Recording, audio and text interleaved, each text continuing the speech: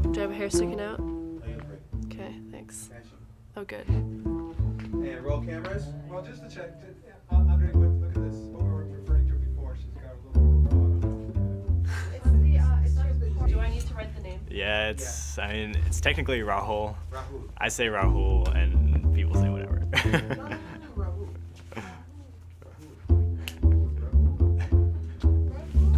Puget Sound gets it all, and salmon swim it up.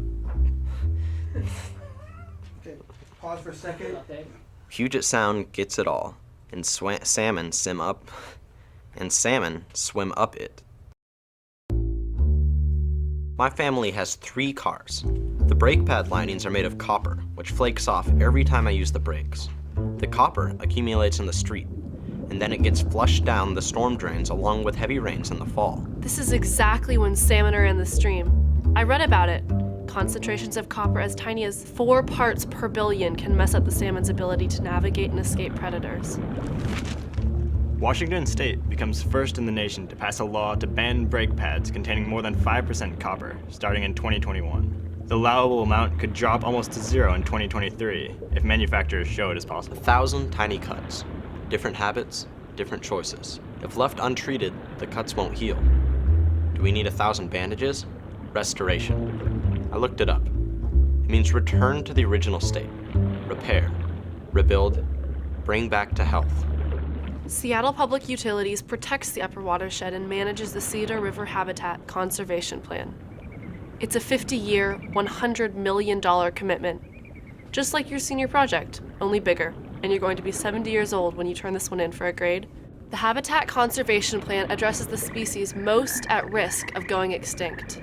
Bull trout, Pygmy whitefish, sockeye, common loon, marbled Peregrine mirror, falcon, chinook, bull trout, bald Colder. eagle, steelhead trout, sockeye, sockeye, common loon, marbled mirror, bull trout, northern goshawk, common loon, peregrine falcon, bald eagle, coho, pygmy whitefish. chinook.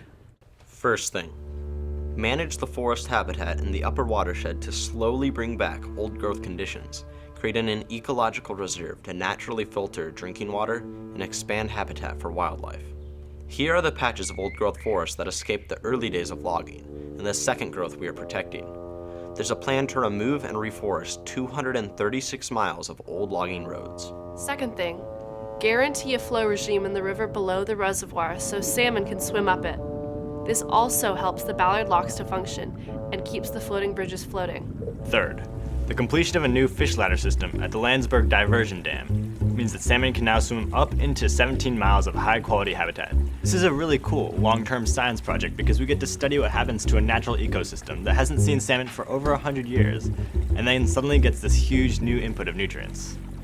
Below Landsberg Dam, we're removing invasive species and replanting native species.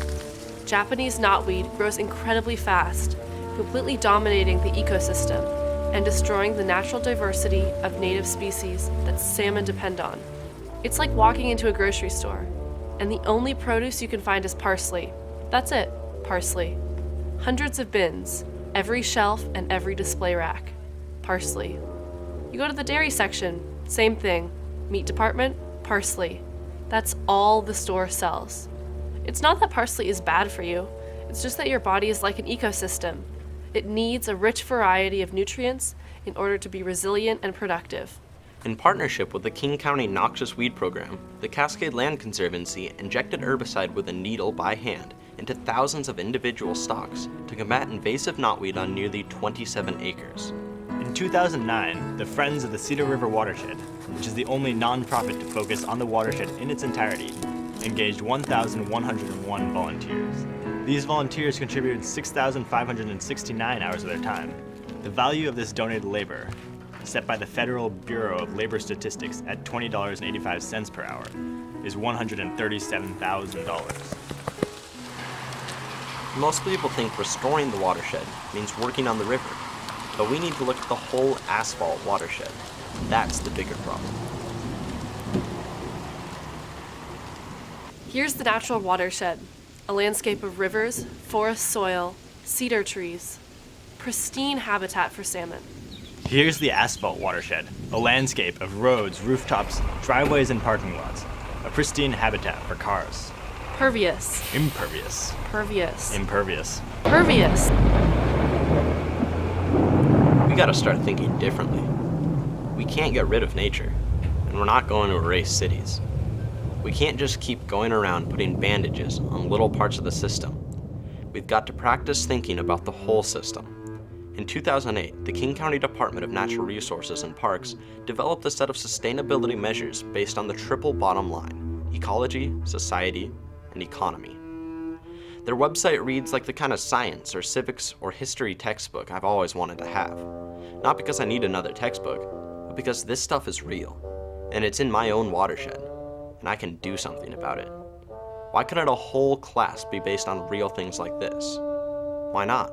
One example. Each year in King County, 17,000 tons of asphalt roofing shingles are stripped from old houses and buildings that are being remodeled. Right now, it all goes to the landfill, which is filling up. In 2009, King County conducted a test to see if we could grind up the old busted asphalt shingles and mix it back into road pavement. The Cedar Hills Regional Landfill is engineered to capture methane, a greenhouse gas much more damaging than carbon dioxide, from decomposing garbage. In 2009, King County and Puget Sound Energy began testing a way to turn landfill methane into electric energy, enough to power 24,000 homes. In 2008, King County upgraded its standards for green building. Anything the county builds now has to be certified LEED Gold, not just silver. To meet this standard, multiple systems have to be integrated: sustainable site development, water conservation, energy efficiency, material selection, and indoor air quality. For non-county buildings and private homes, a partnership with the Master Builders Association is on track to certify over 10,000 built green homes by the end of 2010. Can I just ask a question? What's all this got to do with the watershed? Stormwater runoff of impervious surfaces is by far the biggest source of pollution impacting our watershed. And everything that happens in our watershed ends up in Puget Sound. How we build our homes, schools, and office buildings, and how we design our streets. It all matters. 1,000 cuts, 1,000 bandages? Facts.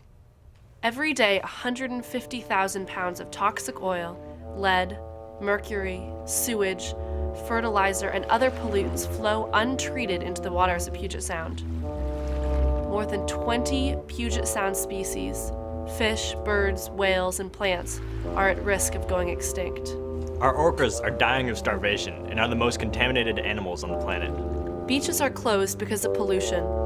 Shellfish beds are closed because of human waste. The water in some areas of Hood Canal lacks the oxygen needed to support marine life, creating dead zones. The Puget Sound Partnership is a new state agency coordinating a massive collaborative effort of something like 300 different organizations, cities, counties, agencies, tribes, watershed groups, school systems, even Canadians, to recover Puget Sound. And we want to achieve this by the year 2020. I'll be 27 years old by then. Action. 1,309 acres of shellfish beds have been reopened. 3,800 acres of estuary and floodplain habitat reopened. 12% reduction in diesel fuel emissions. 22% reduction of mercury in waste streams. 90% of derelict fishing gear in Puget Sound removed, mostly gill nets snagged on the bottom that continue to kill fish every day for decades. Acceleration of the Elwha Dam removal, opening up 70 miles of salmon habitat. 24/7 emergency rescue tug permanently stationed at Nia Bay to prevent a major oil spill should a big tanker get into trouble and spill its oil, here at home in Puget Sound. There are not enough bandages. I want to understand how the whole thing works, how the entire system functions. When you change one thing, everything else changes a little bit. Puget Sound starts here.